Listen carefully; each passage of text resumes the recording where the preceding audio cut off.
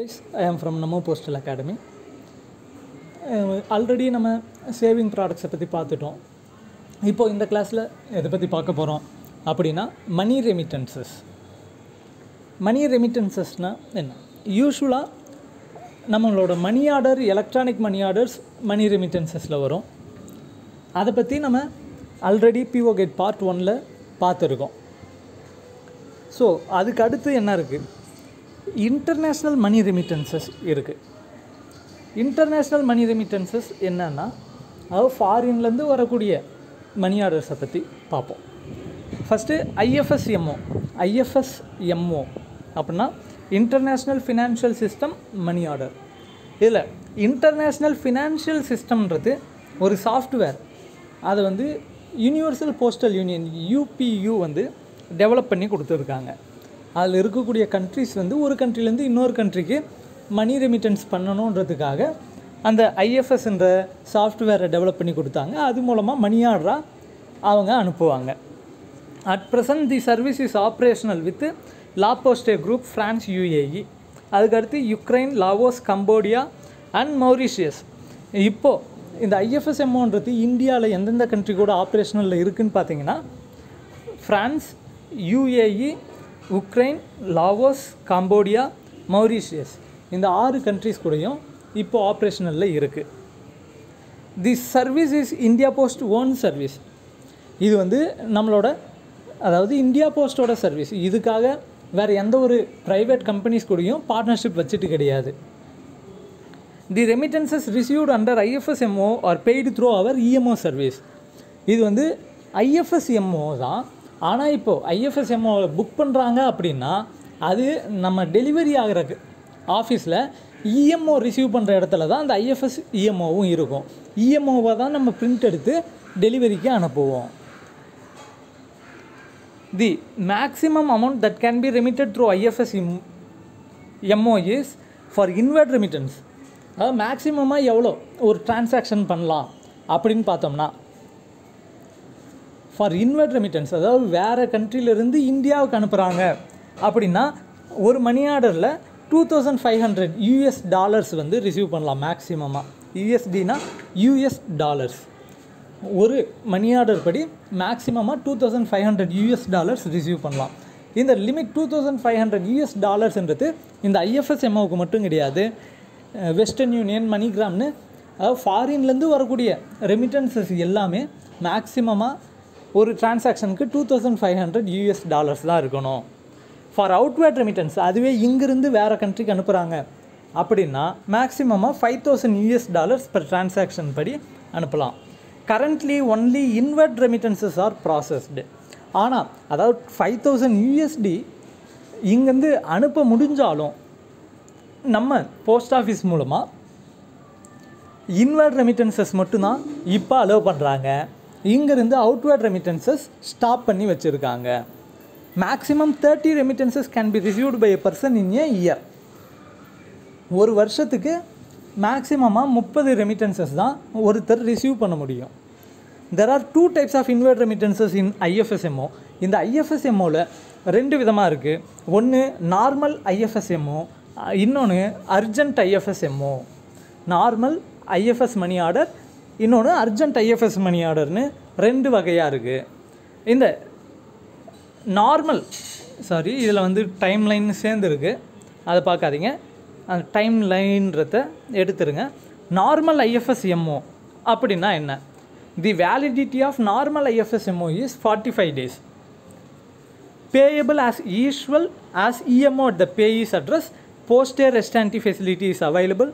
Timeline for delivery is 5 days from receipt in India. அதாவது இந்த normal ஐஎஃப்எஸ்எம்ஓவோட validity பார்த்தீங்கன்னா 45 நாள். பேயபிள் ஆஸ் யூஷுவல், இது ஆர்டினரி மணி ஆர்டர் போலவே பிரிண்ட் எடுத்து ஆர்டினரி நம்ம இஎம்ஓ போலவே அவங்க அட்ரஸையோட வீட்டுக்கே போயிட்டு டெலிவரி பண்ணுவோம் டோர் ஸ்டெப்பில். இதில் போஸ்டே ரெஸ்டான்டி ஃபெசிலிட்டியும் இருக்குது. அவங்க வந்து அனுப்பும்போதே care of post master, care of post office to be kept till called for டெலிவரின்னு போட்டு வச்சு அவங்க அட்ரஸையே வந்துட்டு ஆஃபீஸ்க்கு வந்து வாங்கிக்கலாம். அடுத்து timeline for delivery is 5 days from receipt in India. இந்த டைம்லைன்றது என்ன? அப்படின்னா ஜஸ்ட்டு நம்ம வந்து ஒரு டைம்லைன் கொடுத்துருக்கோம், அது வந்து 5 நாளில் மேக்ஸிமம் 5 நாளுக்குள்ளே நாங்கள் டெலிவரி பண்ணிவிடுவோன்ற மாதிரி. அதுக்கு மேலே டெலிவரி பண்ணக்கூடாதா அப்படின்னா அப்படி கிடையாது, அதுக்கு மேலேயும் டெலிவரி பண்ணலாம். ஆனால் அதுக்கான டைம்லைன்னு நம்ம கொடுத்துருக்க டைம் 5 நாள். அர்ஜென்ட் ஐஎஃப்எஸ்எம்ஓ அப்படின்னா என்ன? The validity of urgent IFSMO is 30 days payable only at post office.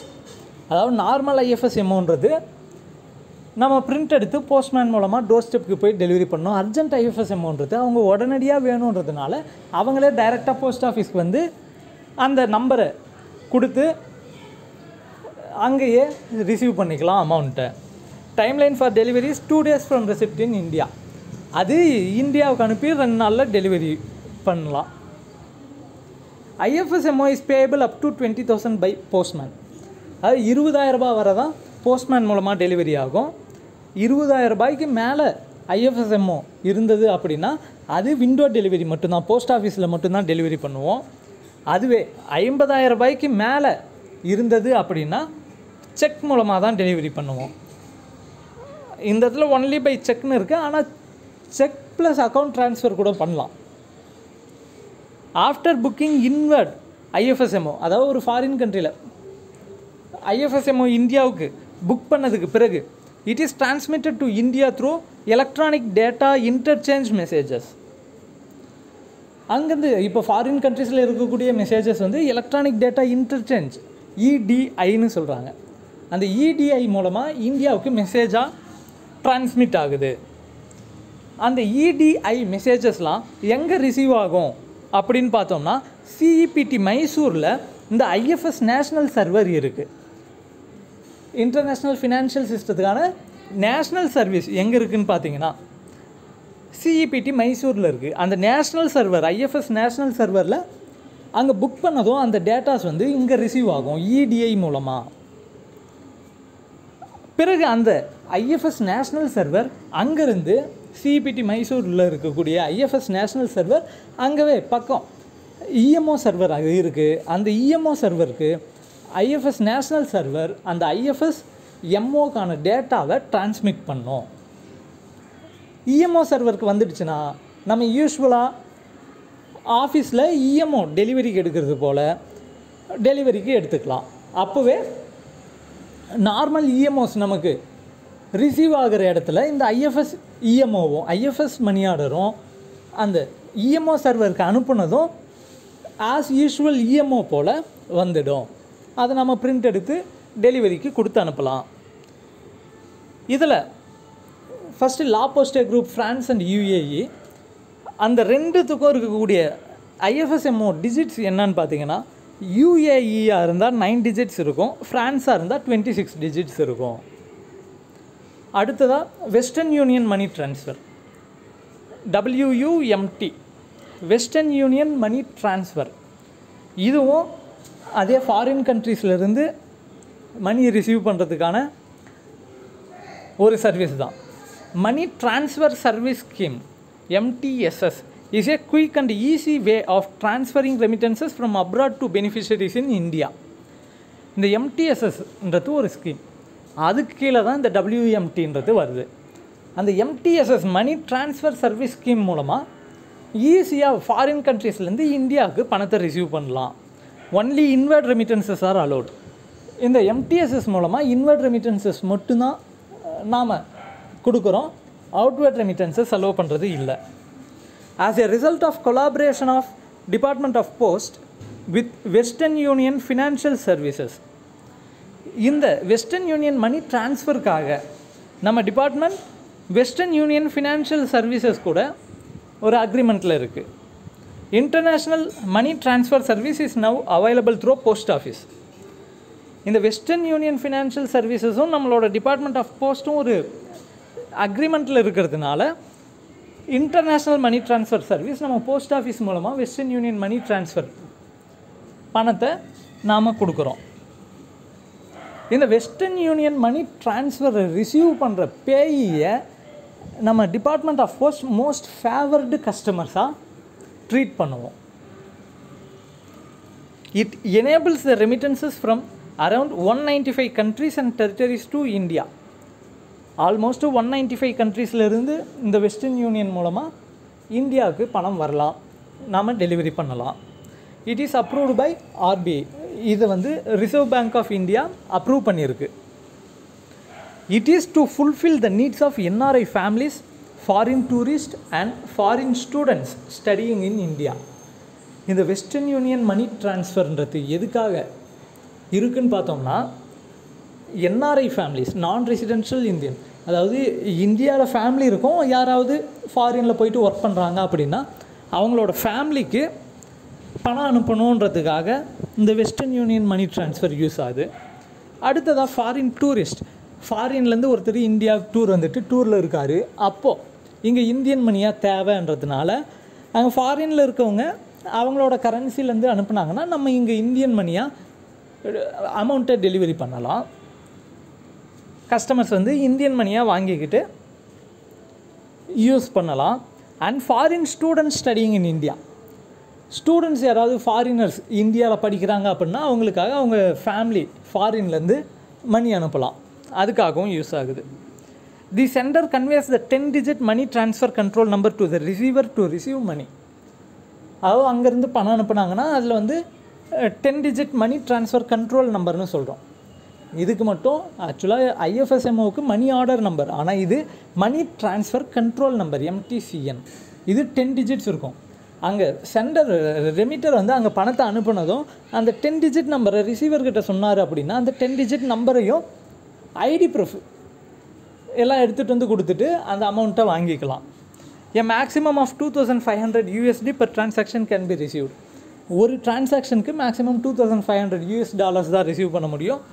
அதே போல் ஒரு வருஷத்துக்கு மேக்ஸிமமாக 30 டிரான்சாக்ஷன்ஸ் தான் ஒருத்தர் வாங்க முடியும். Amount up to ₹50,000 will be paid in cash. Amount exceeding ₹50,000 will be usually paid by check or account transfer. However, in case of foreigners, higher amount can be payable in cash. 50,000 வரை தான் நம்ம கேஷாக கொடுப்போம். 50,000 ரூபாய்க்கு அதிகமாக போகிற எல்லாமே check மூலமாகவோ அல்லது அக்கௌண்ட் ட்ரான்ஸ்ஃபர் மூலமாக தான் கொடுப்போம்.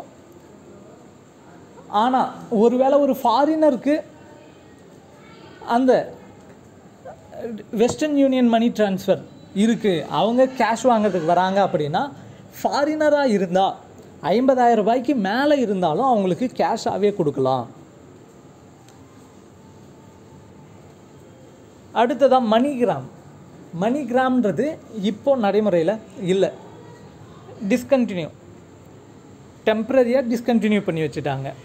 MoneyGram was launched on 29/9/2011 by our department in collaboration with MoneyGram International Money Transfer Service Systems USA. யூஎஸ்ஏல MoneyGram International Money Transfer Service Systems included ஒரு கொலாபரேஷன், ஒரு அக்ரிமெண்ட்டில் இருந்ததுனால 29/9/2011 MoneyGramன்ற சர்வீஸை நம்ம டிபார்ட்மெண்ட்டில் லான்ச் பண்ணாங்க. இதுலேயும் இன்வர்ட் ரெமிட்டன்சஸ் மட்டும்தான் உண்டு, அவுட்வர்ட் ரெமிட்டன்சஸ் கிடையாது. மேக்ஸிமமாக ஒருத்தர் சிங்கிள் பெனிஃபிஷியரி 30 ரெமிட்டன்சஸ் ஒரு வருஷத்துக்கு வாங்கலாம். ஒரு டிரான்சாக்ஷன் மூலமாக $2,500 மேக்ஸிமம் வாங்கலாம். ஆனால் இந்த மணிகிராம் சர்வீஸை May 2, 2016 டிஸ்கண்டினியூ பண்ணிட்டாங்க. இப்போ இந்த 3 பார்த்தோம், அதில் 2 தான் இப்போ நடைமுறையில் இருக்குது. மணிகிராம்ன்றது இப்போ இல்லை. அந்த IFSMO and Western Union money order, Western Union money transfer WMT, அது ரெண்டுக்குமே காமனான ஒன்று என்னென்னா, இங்கே அந்த மணி யாருக்கு வந்தாலும் சரி, அவங்க அந்த அமௌண்ட்டை வாங்கணும் அப்படின்னா அவங்களுக்கான ஐடி ப்ரூஃப்லாம் அட்ரஸ் ப்ரூஃப்லாம் கம்பல்சரி கொடுக்கணும். அதை வாங்கி நம்ம டிபார்ட்மெண்ட் ஃபைல் பண்ணி வைப்பாங்க, ப்ரிசர்வ் பண்ணி வைப்பாங்க. கம்பல்சரி அதை வாங்கிட்டு தான் ஐஎஃப்எஸ்எம்ஓ தான் டெலிவரி பண்ணுவோம் போஸ்ட்மேன் மூலமாக. வெஸ்டர்ன் யூனியன் மணி ட்ரான்ஸ்ஃபர்ன்றது போஸ்ட்மேன் மூலமாலாம் டெலிவரி பண்ண மாட்டோம். அவங்க பேயி யாரோ அவங்க தான் அந்த மணி ட்ரான்ஸ்ஃபர் நம்பரை எடுத்துகிட்டு வந்துட்டு போஸ்ட் ஆஃபீஸில் வந்து தான் வாங்கிக்கணும். அதை வாங்கிட்டு அந்த வெஸ்டர்ன் யூனியன் மணி ட்ரான்ஸ்ஃபருக்கான சைட்டில் லாகின் பண்ணி செக் பண்ணுவாங்க, டீட்டெயில்ஸ்லாம் கரெக்டாக இருக்கா, அவங்க கொடுத்த நம்பர் வந்து யாருக்கு அனுப்பியிருக்காங்க என்னன்ட்டு அதெல்லாம் பார்த்துட்டு கரெக்டாக இருந்தது அப்படின்னா அந்த பேயியோட ஐடி ப்ரூஃப் அட்ரஸ் ப்ரூஃப் எல்லாம் வாங்கிக்கிட்டு கொடுப்போம். அதுவே ஒரு ஃபாரினராக இருந்தால் என்ன வாங்குவோம்னு பார்த்தோம்னா அவங்களோட பாஸ்போர்ட் விசா எல்லாம் வாங்குவோம். அவ்வளோதான் இதை பற்றி. அடுத்ததாக எலக்ட்ரானிக் கிளியரன்ஸ் சர்வீஸ் இசிஎஸ். இசிஎஸ்ன்றது என்னன்னு பார்த்தீங்கன்னா யூஸ்வலாக இப்போது பாப்புலராக இருக்கிறது எல்லாருக்கும் தெரிஞ்ச விஷயம் தான் எலக்ட்ரானிக் கிளியரன்ஸ் சர்வீசஸ்ன்றது. ECS provides an alternative method of effecting bulk payment from single user to large number of destination account holders. அதாவது ஒரே ஒருத்தர் இப்போ ஒரு கம்பெனியில் இருக்காங்க, அவங்களோட எம்ப்ளாயீஸ்க்கெல்லாம் சேலரி போடணும். அப்போ ஒவ்வொருத்தருக்கும் தனித்தனியாக போயிட்டு சேலரி போட்டுட்ருக்க முடியாதுன்றதுனால இந்த இசிஎஸில் அவங்க ஃபிக்ஸ் பண்ணி வச்சாங்க அப்படின்னா ஆட்டோமேட்டிக்காக அந்த தேதியான எல்லாருக்கும் அமௌண்ட் போயிடும். இவங்களோட அக்கௌண்ட்லேருந்து டெபிட் ஆகி அவங்களோட எம்ப்ளாயீஸ்க்கான அக்கௌண்ட்டில் க்ரெடிட் ஆகும். அதுதான் ECS, electronic clearance service. The scheme is in operation at 15 centers where RBI manages clearing houses, 21 centers where SBI manages ECS on behalf of RBI, and 29 centers where PNB and other banks are managing ECS. இந்த ECS locations மொத்தம் யார் யார் எங்கெங்கே பார்த்துட்ருக்காங்கன்னு பார்த்தீங்கன்னா ஆர்பிஐயே 15 சென்டர்ஸில் manage பண்ணிகிட்ருக்காங்க இசிஎஸ் கிளியரிங் ஹவுசஸை. SBI State bank of India பார்த்திங்கன்னா ஆர்பிஐ பதிலாக எஸ்பிஐ 21 இடத்துலையும், other banks Punjab National Bank and other banks எல்லாம் சேர்ந்து 29 இடத்துலையும் இந்த இசிஎஸ் லொக்கேஷன்ஸ் கிளியரிங் ஹவுசஸ் நடத்திட்டுருக்காங்க. அப்போ டோட்டலாக எத்தனை இருக்குதுன்னா பாருங்கள், டோட்டலாக 75 சென்டர்ஸ் இருக்குது. அதில் 15 சென்டர்ஸ் ஆர்பிஐ மேனேஜ் பண்ணுறாங்க, 21 சென்டர்ஸ் எஸ்பிஐயும், 29 சென்டர்ஸ் அதர் பேங்க்ஸும் மேனேஜ் பண்ணிகிட்ருக்காங்க. ECS is offered by our department in connection with the interest payment on monthly income scheme. இந்த மந்த்லி இன்கம் ஸ்கீமுக்கான இன்ட்ரெஸ்ட்டை க்ரெடிட் பண்ணுறதுக்காக நம்மளோட டிபார்ட்மெண்ட்டில் இசிஎஸ் நம்ம வச்சுருக்கோம். அவங்களோட பேங்க் அக்கௌண்ட்டுக்கும் ட்ரான்ஸ்ஃபர் பண்ணலான்னு நினைக்கிறேன். The department of post introduced ECS in Mumbai city on pilot basis on 9th August 2003. இது நம்ம டிபார்ட்மெண்ட் 9th August 9/8/2003 மும்பையில் பைலட் பேசிஸில் ECS ஆரம்பித்து பார்த்தாங்க. Currently the service is available in the department of post at 15 RBI locations and 21 SBI locations. நம்ம department of post இப்போது இந்த சர்வீஸை எங்கெங்கே கொடுக்குறோன்னு பார்த்தோம்னா 15 RBI லொக்கேஷன்ஸ்லேயும் 21 SBI லொக்கேஷன்ஸில் மட்டும் இந்த ECS ஸ்கீமை அவைலபிளில் வச்சுருக்கோம். அந்த 29 PNB and other banks manage பண்ணுற இடத்துக்கு இன்னும் நம்ம ஸ்டார்ட் பண்ணலை.